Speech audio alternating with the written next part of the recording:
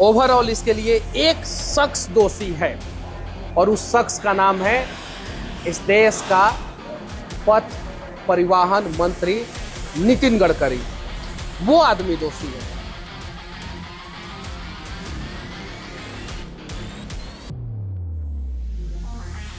क्या आने वाले समय में पूरा पेट्रोल मिलना बंद हो जाएगा? क्या E20 पेट्रोल आपकी बाइक और कार के लिए सेफ है?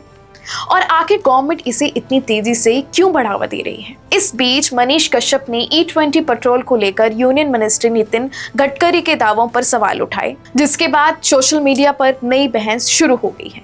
आखिर सच क्या है? आज की इस रिपोर्ट में समझेंगे पूरी कहानी। नमस्कार, मैं हूं भावना और आप देख रहे हैं बैठक।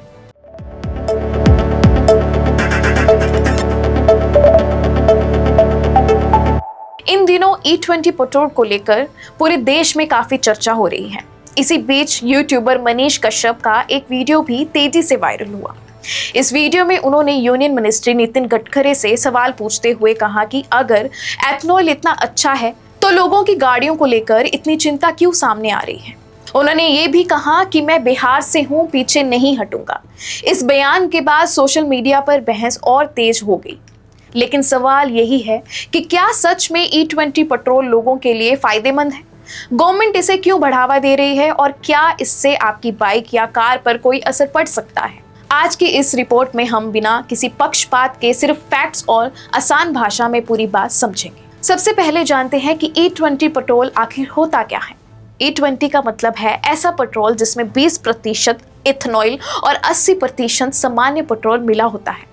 एथनॉल एक तरह का अल्कोहल फ्यूल है जिसे गन्ने, मक्के और दूसरे कृषि उत्पादों से बनाया जाता है, यानी ये पूरी तरह से क्रूड ऑयल नहीं होता। गवर्नमेंट का कहना है कि इंडिया हर साल विदेशों से बहुत बड़ी मात्रा में क्रूड ऑयल खरीदता है। इससे देश पर हजारों करोड़ों रुपयों का खर्च आता है। अगर पेट्रोल में एथनॉल मिलाया जाएगा तो क्रूड ऑयल की इंपोर्ट कम होगी।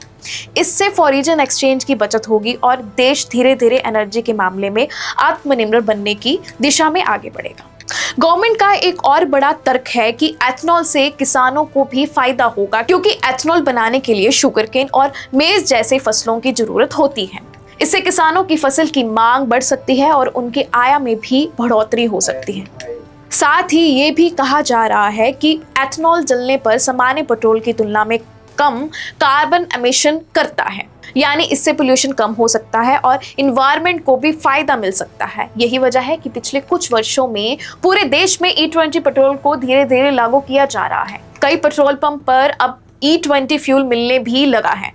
लेकिन कहानी का दूसरा पहलू भी है। कई लोग और ऑटो एक्सपर्ट्स इस फ्यूल को लेकर सवाल उठा रहे हैं। उनका कहना है कि अगर आपकी गाड़ी पुरानी हो तो क्या E20 पेट्रोल उसे नुकसान पहुंचा सकता है? क्या माइलेज कम होगा? क्या इंजन पर असर पड़ेगा?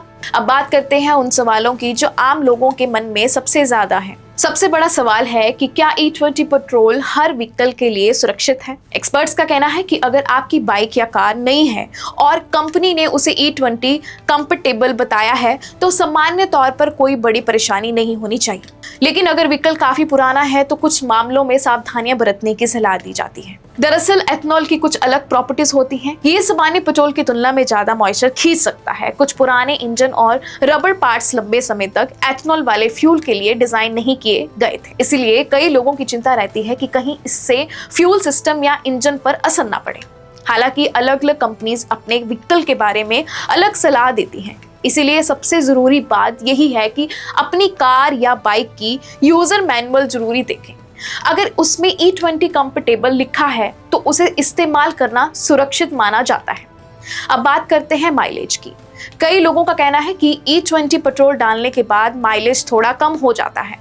इसका कारण यह बताया जाता है कि एथनॉल की एनर्जी वैल्यू सामान्य पेट्रोल से थोड़ी कम होती है, इसीलिए कुछ परिस्थितियों में फ्यूल कंजप्शन थोड़ा बढ़ सकता है। गवर्नमेंट का कहना है कि यह अंतर बहुत ज्यादा नहीं होता और इसके बदले देश को इंपोर्ट कम करने, पोल्यूशन घटाने और किसानों की आय बढ़ाने जैसे बड़े फायदे मिल सकते हैं। यानी यहाँ दो अलग अलग सोच सामने आती है। एक तरफ गवर्नमेंट कहती है कि यह कदम देश के भविष्य के लिए जरूरी है। दूसरी तरफ कुछ लोग कहते हैं कि पहले सभी व्हीकल्स पूरी तरह E20 कंपैटिबल होने चाहिए, उसके बाद उसे बड़े स्तर पर लागू किया जाना चाहिए। यही वजह है कि सोशल मीडिया पर भी इस मुद्दे पर लगातार बहस हो रही है। कई गवर्नमेंट के फैसले का समर्थन कर रहे हैं तो कई सवाल उठा रहे हैं। लेकिन यहाँ सबसे जरूरी बात यही है कि किसी भी वायरल वीडियो या सोशल मीडिया पोस्ट पर आंख बंद करके भरोसा करने के बजाय ऑफिशियल इंफॉर्मेशन और अपनी व्हीकल कंपनी की सलाह जरूर देखें, क्योंकि हर व्हीकल की टेक्नोलॉजी अलग होती है और हर मॉडल के लिए एक जैसा जवाब सही नहीं हो सकता।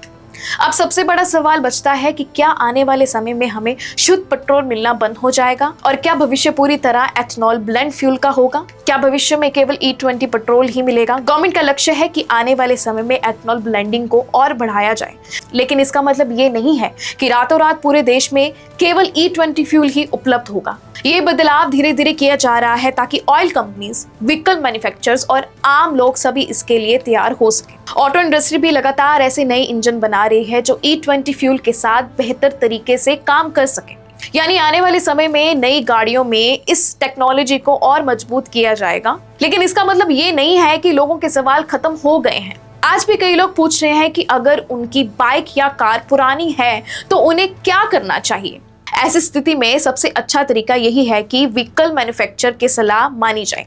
अगर कंपनी ने E20 कंपैटिबल नहीं बताया है तो बिना जानकारी के कोई फैसला लेना सही नहीं होगा। अब बात करते हैं इस पूरे विवाद की। मनीष कश्यप ने अपनी राय रखी, गवर्नमेंट अपनी बात रख रही है, ऑटो एक्सपर्ट अपनी टेक्निकल एनालिसिस दे रहे हैं, लेकिन अंतिम फैसला फैक्ट्स के आधार पर होना चाहिए, ना कि केवल वीडियो वायरल या सोशल मीडिया डिबेट्स के आधार पर। एक जिम्मेदार नागरिक के तौर पर हमें हर जानकारी को समझना चाहिए, ऑफिशियल सोर्स को देखना चाहिए और फिर अपनी राय बनानी चाहिए। E20 पेट्रोल को लेकर अभी भी रिसर्च और डिस्कशन जारी है। आने वाले समय में नए रिपोर्ट्स और नए अनुभव सामने आएंगे, तभी ये साफ होगा कि लंबे समय में इसके फायदे ज्यादा है या चुनौतियां। फिलहाल इतना जरूर कहा जा सकता है कि गवर्नमेंट का मकसद ऑयल इंपोर्ट कम करना, फार्मर्स को फायदा पहुंचाना और पोल्यूशन घटाना है। वहीं दूसरी तरफ आम लोगों की चिंता अपने व्हीकल की परफॉर्मेंस और मेंटेनेंस को लेकर है। इसलिए जरूरी है कि किसी भी निष्कर्ष पर पहुंचने से पहले पूरी जानकारी ली जाए। अगर आपकी बाइक या कार E20 कंपैटिबल है तो कंपनी की सलाह के अनुसार फ्यूल का इस्तेमाल करें। अगर नहीं है तो पहले अपने सर्विस सेंटर या मैन्युफैक्चरर से जानकारी जरूर लें। दोस्तों, इस पूरे मुद्दे पर आपकी क्या राय है? क्या आपको लगता है कि E20 पेट्रोल देश के लिए सही फैसला है या अभी और तैयारी की जरूरत है? अपनी राय हमें कमेंट सेक्शन में जरूर बताएं। अगर आपको ये रिपोर्ट जानकारीपूर्ण लगी हो तो इस वीडियो को लाइक करें, अपने दोस्तों के साथ शेयर करें और बैठक डेली को सब्सक्राइब करना बिल्कुल ना भूलें। मैं हूं भावना, मिलते हैं अगली बड़ी खबर के साथ। तब तक अपना और अपने परिवार का ध्यान रखें। धन्यवाद। अगर आपको बैठक न्यूज़ की खबरें पसंद आ रही हैं तो चैनल को सब्सक्राइब करना ना भूलें और नीचे दिए गए बेल आइकन को ज़रूर प्रेस करें, क्योंकि आपका एक सब्सक्राइब हमें मोटिवेट करता है।